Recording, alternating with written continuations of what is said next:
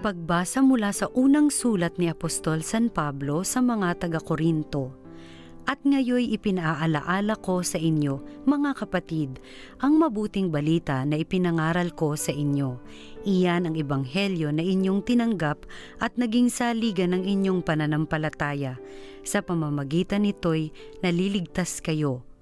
Kung matatag kayong nananangan sa salitang ipinangaral ko sa inyo, liban na nga lamang kung kayo'y sumasampalataya na di iniisip ang inyong sinampalatayanan. Sapagkat ibinigay ko sa inyo itong pinakamahalagang aral na tinanggap ko rin. Si Kristo'y namatay dahil sa ating mga kasalanan bilang katuparan ng nasasaad sa kasulatan. Inilibing siya at muling nabuhay sa ikatlong araw, ayon din sa kasulatan, at siya'y napakita kay Pedro saka sa 12. Pagkatapos, napakita siya sa mahigit na 500 kapatid na nagkakatipon. Marami sa kanila'y buhay pa hanggang ngayon, bagamat patay na ang ilan. At napakita rin siya kay Santiago saka sa mga apostol na sama-sama noon. Sa kahuli-hulihay, napakita rin siya sa akin, bagamat ako'y tulad ng batang ipinanganak ng di kapanahunan. Sapagkat ako ay pinakahamak sa mga apostol, ako'y di karapat-dapat tawaging apostol, sapagkat inusig ko ang simbahan ng Diyos. Ngunit dahil sa kagandahang loob niya, ako'y naging apostol at hindi naman nawala ng kabuluhan ang kaloob niyang ito sa akin. Nagpagal ako ng higit kaysa kanino man sa kanila, bagamat hindi ito sa sarili kong kakayanan, kundi sa tulong ng Diyos sa akin. Kaya't maging ako o sila, ito ang ipinangangaral namin at ito ang pinananaligan ninyo. Ang salita ng Diyos. Salamat sa Diyos.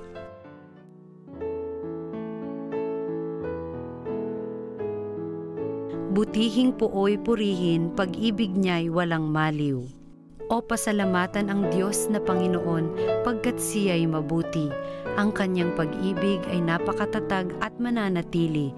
Ang taga-Israel bayaang sabihit kanilang ihayag, ang pag-ibig ng Diyos ay hindi kukupas. Butihing puoy purihin, pag-ibig niya'y walang maliw. Ang lakas ng poon ang siyang nagdulot ng ating tagumpay sa pakikibaka sa ating kaaway.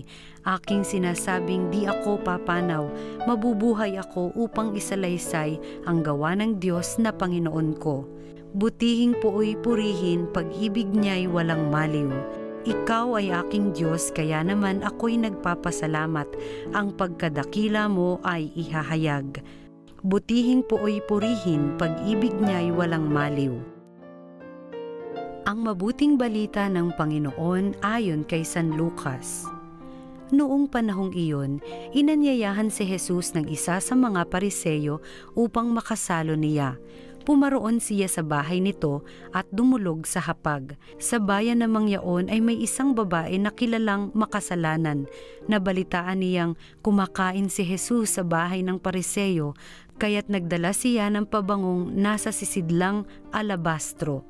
At lumipat siya sa likuran ni Jesus sa gawing paanan.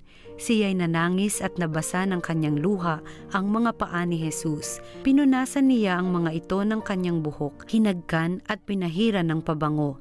Nang makita ito ng Pariseyong nag-anyaya kay Jesus, nasabi nito sa sarili, kung talagang propeta ang taong ito, alam niya kung sino at kung anong uri ng babae ang humihipo sa kanya, isang makasalanan.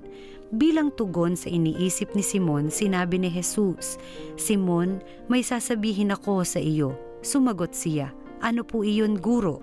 May 2 taong nanghiram sa isang nagpapautang, ang isa'y 500 denaryo at ang isa na may 50. Nang hindi makabayad, pareho silang pinatawad. Ngunit sino sa kanila ang lalong nagmahal sa nagpautang?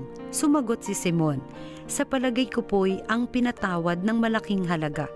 Tama ang sagot mo, ang tugon ni Jesus. Nilingon niya ang babae at sinabi kay Simon, nakikita mo ba ang babaeng ito? Pumasok ako sa iyong bahay at hindi mo man lamang ako binigyan ng tubig para sa aking mga paa. Ngunit binasa niya ng luha ang aking mga paa at pinunasan ng kanyang buhok. Hindi mo ako hinagkan, ngunit siya mula nang pumasok ay hindi tumigil ng paghalik sa aking mga paa. Hindi mo pinahira ng langis ang aking ulo, subalit pinahira niya ng pabango ang aking mga paa.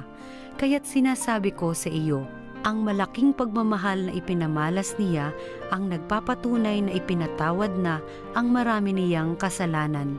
Ngunit ang pinatawad ng kaunti ay kaunti lang ang pagmamahal na ipinamamalas. Saka sinabi sa babae, ipinatawad na ang iyong mga kasalanan, at ang kanyang mga kasalo sa pagkain ay nagsimulang magtanong sa sarili, sino ba itong pati pagpapatawad ng kasalanan ay pinangangahasan? Ngunit sinabi ni Jesus sa babae, iniligtas ka ng iyong pananalig, yumaon ka na't ipanatag mo ang iyong kalooban. Ang mabuting balita ng Panginoon. Pinupuri ka namin, Panginoong Hesukristo. Magandang araw po mga ginigiliw naming taga-subaybay. Tayo po ay nasa Huwebes sa ika-24 na linggo sa karaniwang panahon. At sa ating ebanghelyong narinig po, talagang kitang-kita po ang pagpapaalala sa atin. Araw-araw po natin itong ninanamnam, araw-araw natin itong dapat pinaniniwalaan na meron tayong Panginoon na hindi laging nakatingin sa ating pagkakamali at kahinaan. Sa ating narinig na mahabang ebanghelyo, narinig po natin ang Panginoon na pumasok noon sa isang bahay kung saan siya ay pinatuloy. Pero merong tinatawag na parang gate crusher tayong tinutukoy sa ebanghelyo natin. Ang babaeng kakaiba ang pagtanggap na ginawa sa ating Panginoon. Hindi lamang ito tungkol doon sa kanyang pagpapahid ng kanyang buhok, pagbubuhos ng mamahaling pabango sa paa ni Jesus, kundi ang pagtanggap niya ng may pananampalataya, ng may pananalig. Alam ho ninyo, araw-araw sa dami ng mga nangyayari sa buhay natin, kung minsan nakakaligtaan na ho nating alalahanin ang bawat pagkakataong ipinagkakaloob sa atin ng Panginoon. Mula sa isang pagkakasala, mula sa isang pagkakamali, at mula sa ating mga kahinaan, lagi tayong pinapaalalahanan na wag lang natin, of course, mahalagang tanggapin natin ang ating pagkakamali at kahinaan, pero hindi dapat matapos doon ang maghapon natin. Kaya nga everyday, God knows that we can become better. At yun ang dapat ang ipagdasal natin. Merong isang sikat, matagal na po itong awitin, lalo na sa charismatic, Change my heart, O God. Na sana araw-araw, isama natin sa mga unang dasal natin ito. Baguhin mo, Panginoon, ang aking puso. Dahil baka kagabi, bago ka matulog, ang puso mo ay punong-puno ng galit.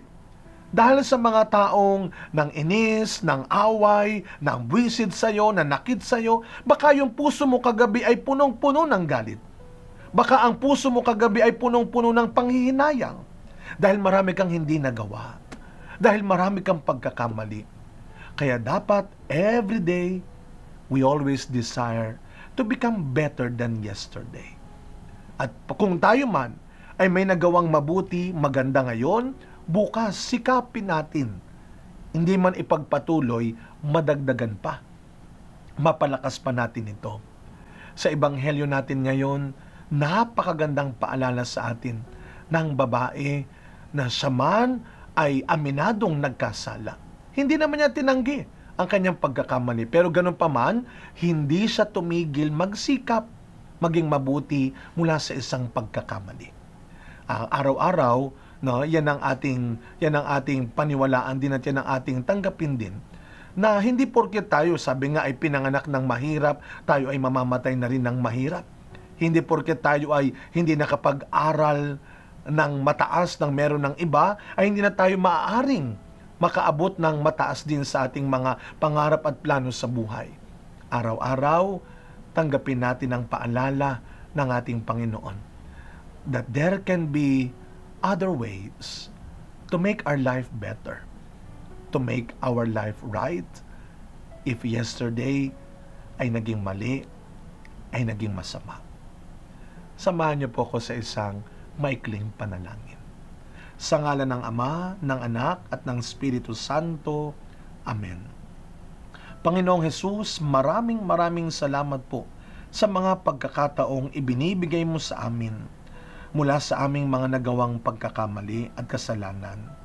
Salamat po dahil tinatanggap mo kami hindi ng may paghahatol lamang at paghuhusga, kundi ng may pag-asa. Kaya Panginoon, palakasin niyo pa po ang aming kalooban ng aming kang tanggapin lagi sa bawat pagtanggap namin sa iyo sa pamamagitan din ng mga kabutihan ng mga tao sa paligid namin. Nawa kami rin ay magsikap na maitama ang anumang mali at maipagpatuloy pa ang anumang mabuti. Lord, help us to desire every day for a change of heart, for a better heart.